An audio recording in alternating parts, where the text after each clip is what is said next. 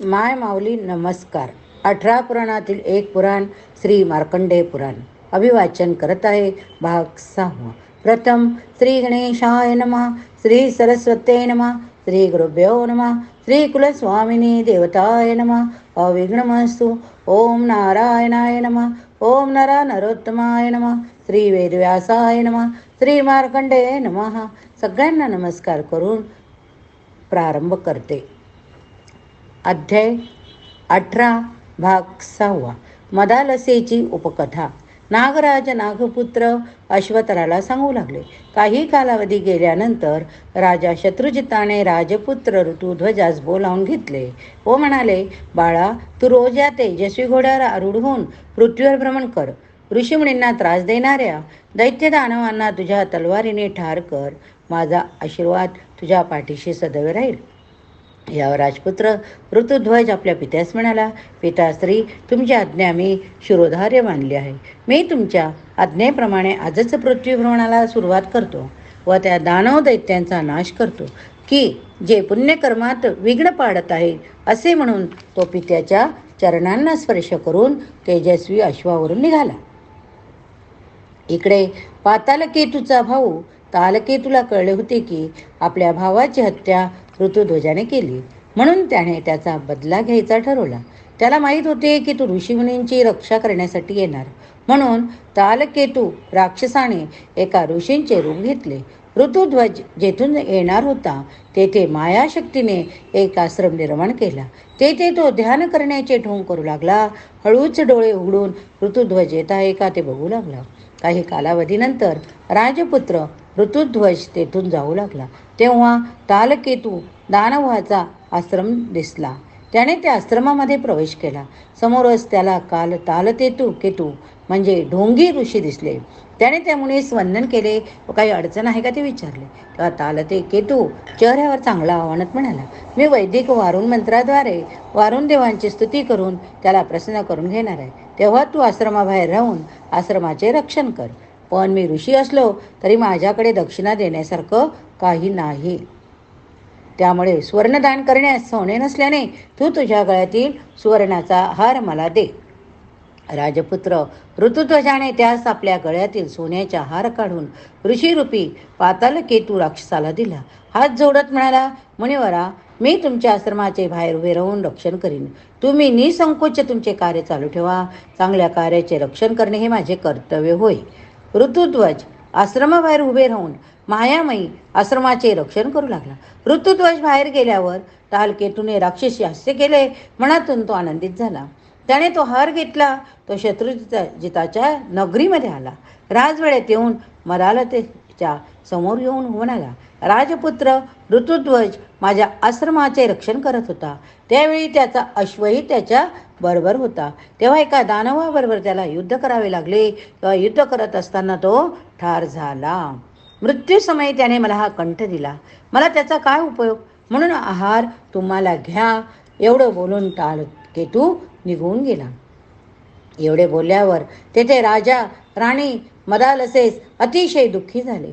मदालसेने तर आपल्या पतीसाठी आपला प्राणत्याग केला. आपल्या पुत्राची मृत्यू वार्ता ऐकून राजा शत्रुजितास राणीस अतिशय दुःख झाले. आपला राजकुमार आता राहिला नाही असे ऐकून प्रजा अतिशय दुःखी झाली. राजा प्रजेला राणीस म्हणाला, या जगात तो जन्म घेतो जो त्याचा मृत्यू निश्चित आहे हो.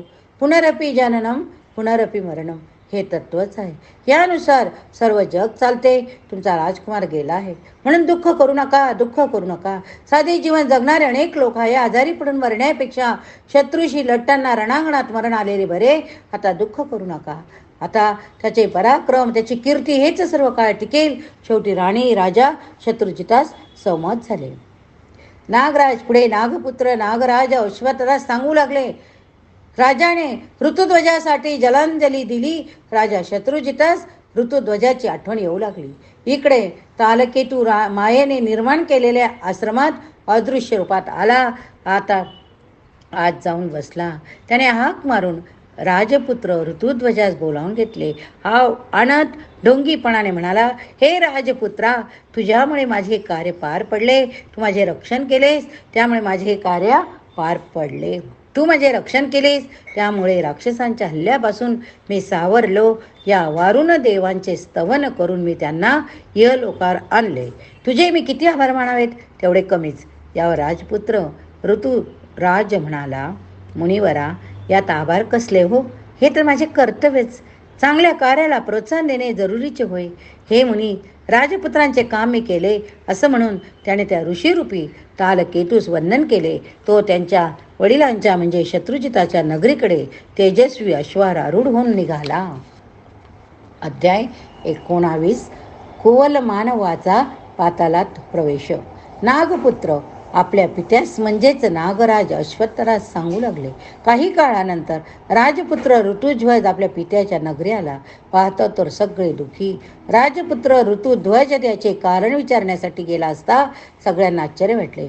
काही जणांना तर ते हे राजपुत्र ऋतुध्वजाचे भूत तर नाही ना असे वाटले. असे राजपुत्राला वाटले, हे असे का वागत आहे? राजपुत्र ऋतुध्वज याचा विचार करीत करीत राजवाड्याजवळ आला. राजवाड्याजवळ हीच स्थिती दिसली.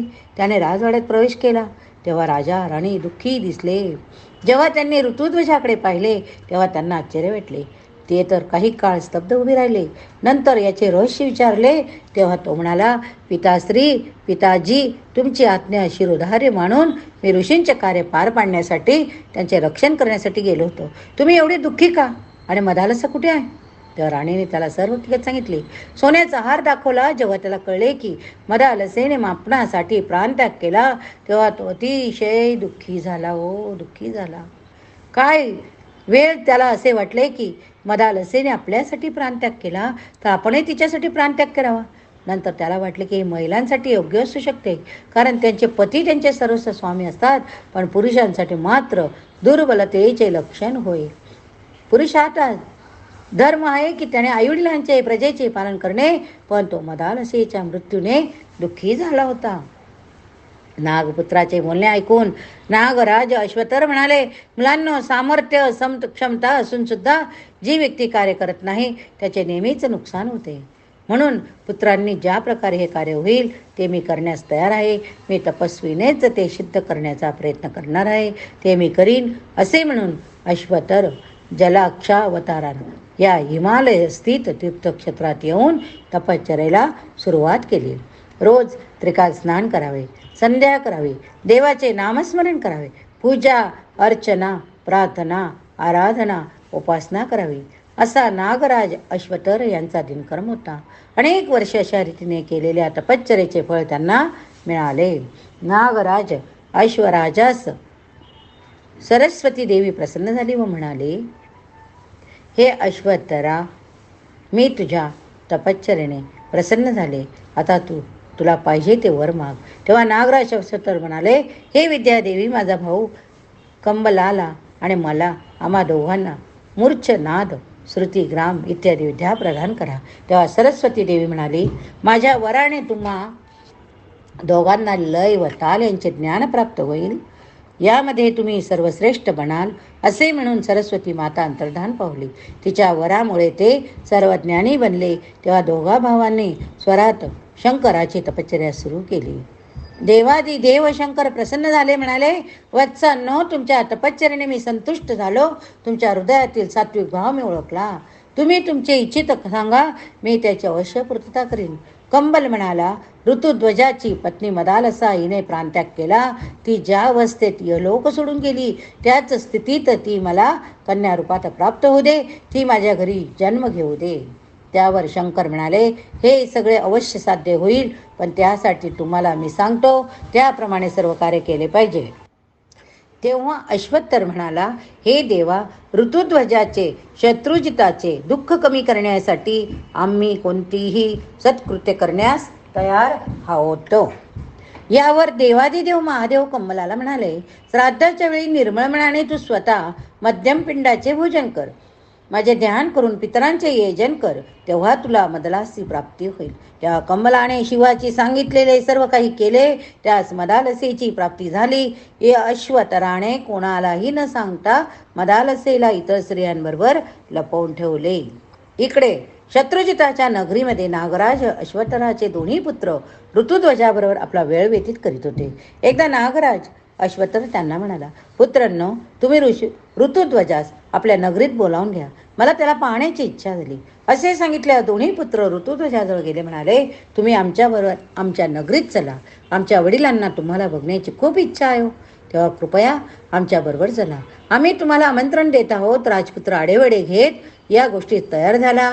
राजपुत्र ऋतुध्वज, नागराज, अश्वत्थराचे पुत्र असे सर्वजण नागराज अश्वत्थराच्या नगरीत गेले. राजपुत्र ऋतुध्वजाने पाहिले की पाताळातील ती नगरी अत्यंत सुंदर रत्नजडित आहे. ऋतुध्वजाने नागराज अश्वत्थरास नमन केले. यावर अश्वत्थराने आशीर्वाद देत म्हटले, दीर्घायुषी भव. तुझी आठवण नेहमीच माझी पुत्र काढतात. ते नेहमी तुझ्या अंगी असलेल्या गुणांचे वर्णन करत असतात. अशा प्रकारे नागराज अश्वत्थराने राजपुत्र ऋतुध्वजाचे अतिशय मनभावे स्वागत केले व सत्कार केला. अध्याय 20. कुवलय अयास मदालसेची प्राप्ती. नंतर सर्वांनी एकत्र भोजन केले, एकमेकाबद्दल स्नेहभाव व्यक्त केला. स्नेह भोजन झाल्यावर नागराज अश्वत्थर ऋतुध्वजास म्हणाले, ऋतुध्वजा, तू आमच्या नगरीमध्ये आहे त्याबद्दल धन्यवाद. तू जसा शत्रुजिताशी संवाद करतोस तसाच तू माझ्याशी संवाद कर. माझ्या नगरीत आला आहेस, तुला हवे तसे सांग. मग तुला काय हवे? रत्न, पाचोळे, हिरे, माणिक, सुवर्ण, चांदी होते माग. तेव्हा ऋतुध्वज काय म्हणाला, हे माझ्या पित्या समान असणाऱ्या नागराजा, माझ्याकडे सर्व आहे, मला कशाचा अभाव नाही. माझ्याजवळ आरोग्य आहे, माझ्याजवळ मित्रपरिवार आहे, हेच माझं सुख. हे सगळं असताना मला कशाची कमी आहे? शिवाय तुमची कृपा माझ्यावर सदैव असणारच. यावर नागराज अश्वत्थर म्हणाले, ऋतुराज, तुला सर्व काही मागायचे नसेल तर मी स्वच्छने तुला काही वस्तू देतो. असे म्हणून नागराज अश्वत्थर काय द्यायचे हा विचार करू लागले. तेव्हा त्यांच्या पुत्रांनी हे पाहिले. ते नागराज अश्वत्थरास म्हणाले, पिताश्री, याची पत्नी मदालसा हिने याच्यासाठी प्राणत्याग केला, त्यामुळे तो अत्यंत दुःखी. कोणा दानवाने आपल्या भावाच्या वधाचा बदला घेण्यासाठी याच्याकडून कपटाने त्याचे सुवर्णहार काढून घेतला व तो मदालसेला देत म्हणाला की याचा अंत झाला. अशा प्रकारे दुःखी झालेल्या मदालसेने प्राणत्याग केला. त्यामुळे ऋतुध्वज अत्यंत दुःखी झाला. मदालसेच्या विरहानंतर त्याने अतिशय निष्ठेने प्रतिज्ञा केली की आपण आता परत विवाहबद्ध होणार नाही. तेव्हापासून तो अत्यंत निष्ठेने त्या प्रतिज्ञेची आचरण करत आहे. हे सर्व ऋतुध्वज ऐकत होता. तो नागराज अश्वत्थरास म्हणाला, नागराज, मी तुम्हाला पितृतुल्य मानले आहे. मला काय द्यायचे असेल, मला तुमच्या मायेने मदालसेचे दर्शन घडवा, एवढी माझ्यावर कृपा करा. तेव्हा नागराज अश्वत्थर आत गेला. कमलाच्या मुलीच्या रूपात असलेल्या मदालसेला घेऊन तो बाहेर आला. तिला बाहेर आणल्यावर तिघांनाही विश्वास बसेना. तिघेही आश्चर्यचकित झाले. तेव्हा अश्वत्थराने शंकराच्या तपश्चर्येची सर्व कथा सांगितली. तेव्हा ऋतुध्वज आनंदाने मूर्छित झाला. काही वेळाने तो शुद्धीवर आला. मदालसा ऋतुध्वजाने एकमेकांना पाहिले. दोघेही आनंदित झाले. दोघांचे परतमिलन झाले. ऋतुध्वजाने नागराज अश्वत्थराचे मनपूर्वक आभार मानले. ऋतुध्वजाने आपल्या तेजस्वी अश्वावर मदालसेस बसवले व आपण आरूढ झाला. पुन्हा एकदा त्याने अश्वत्थरास नमन केले. दोघांनी आपल्या नगरीचा मार्ग धरला. या अध्यायाची फलश्रुती, जे ही कथा मनपूर्वक भावपूर्वक श्रवण करतात त्यांना वेद पाठा इतके फल प्राप्त होते. त्याच्या आकांक्षांची पूर्ती होते. त्यांना चिरकाल सुख प्राप्ती होते. चिरकाल सुख प्राप्ती होते. आता अध्याय 21. मदालसेस संतान प्राप्ती. मदालसेस संतान प्राप्ती. पुढे पुत्र पुढे आपल्या पित्यास सांगू लागले, जेव्हा ऋतुध्वज मदालसेस घेऊन आपल्या नगरीत आला तेव्हा सर्वांना आश्चर्य वाटले. पण जेव्हा त्याने यामागची कथा सांगितली तेव्हा सगळ्यांना आनंद झाला. सर्व प्रजेने नगरीत मोठ्या आनंदात उत्साह साजरा केला. त्या दिवशी सर्वजण अत्यंत आनंदात होते. काही दिवस अत्यंत आनंदाने गेले. तेव्हा शत्रुजिताने विचार केला की आता आपण राज्याचा कारभार ऋतुध्वजाच्या हाती सोपवावा. सर्व प्रजाजनांना शत्रुजिताचे एक चांगलं पद दिले. मूर्त पाहून ऋतुध्वजाला राजा, मदालसेस राणी हेच राज्याभिषेकाचे पद दिले. मदालसेने ऋतुध्वजाने आईवडिलांना वंदन करून त्यांचे आशीर्वाद घेतले. ऋतुध्वज अत्यंत निष्ठेने प्रजेचे पालन पोषण लालन करत होता. न्यायनिवाडा करत होता. काही कालावधीनंतर मदालसा ऋतुध्वजाच्या संसारूपी वेलीवर पुत्ररूपी फूल उमलले. साऱ्या राज्यात हत्तीवरून साखर वाटण्यात आली. सर्व प्रजा आपल्या राजपुत्र जन्माला आला आनंदाने अतिशय बेभान झाले होते. सगळीकडे रोषणाई केली होती. रंगावली अत्यंत सुरेख पद्धतीने रेखाटली गेली. रंगीबिरंगी फुलांची उधळण केली जात होती. आनंदाच्या नवरंगामध्ये नगरी फुलून गेली होती. काही कालावधीनंतर त्या बाळाचे नामकरण विधी करण्याचे ठरवले. त्याचे नाव विक्रांत असे ठेवले. काय नाव ठेवले? विक्रांत. अत्यंत लाडाने पण शिस्तीने आत्मज्ञान तत्त्वज्ञानाच्या शिक्षणात खेळण्यात तो हळूहळू वाढू लागला. काही कालावधीनंतर मदालसेला दुसरे पुत्ररत्न प्राप्त झाले. तेव्हा ऋतुध्वजाने त्याचे नाव सुबाहू ठेवले. काय? सुबाहू. मदालसा विक्रांतप्रमाणे यावेळी सुबाहूच्या नामकरणानंतर हसली. त्यानंतर आणखी एक पुत्ररत्न झाला. त्याच्या पित्याने त्याचे नाव शत्रुमर्दन असे ठेवले. यावेळी मदालसा भरपूर वेळ हसू लागली. त्याला शिक्षण देऊ लागले. काही समय व्यतीत झाल्यानंतर मदालसे चौथे पुत्ररत्न प्राप्त झाले. त्याच्या नामकरण विधीच्या वेळी मदालसा अत्यंत जोरजोरात हसू लागली.